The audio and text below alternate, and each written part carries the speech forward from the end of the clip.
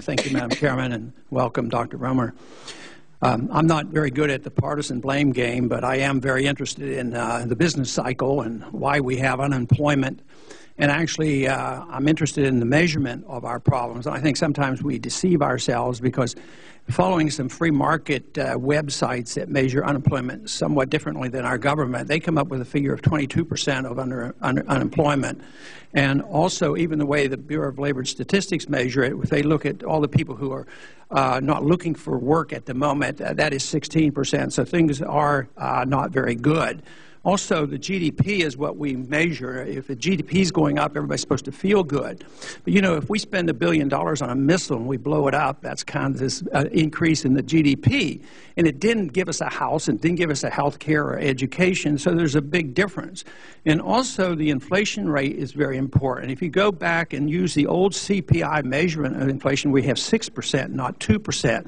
So there's a lot of deception, and the people sense this. I think they'd rather hear, you know, accurate information than to try to be bamboozled into believing things are just hunky-dory when they know there's a lot of inflation out there.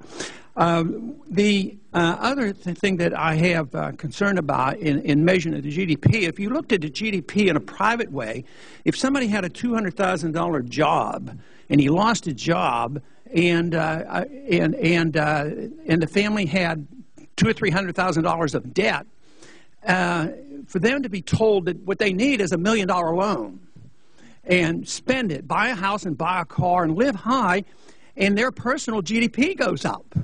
But they never measure the debt.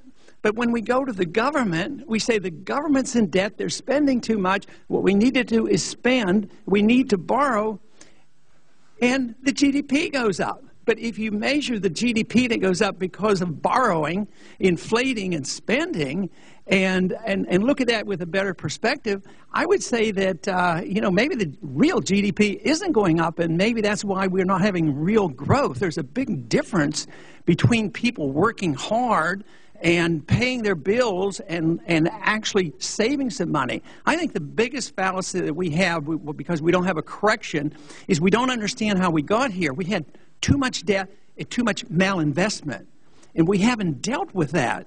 And when you get too much of it, you have to liquidate it. When you get in over your head and you can't pay the bills, you either have to declare bankruptcy or work hard or take a new job. But we can see this as an individual or company, but evidently, you know, our economic theory now is that governments are exempt for those kind of economic rules. And I yield back the balance of my time. I thank the gentleman.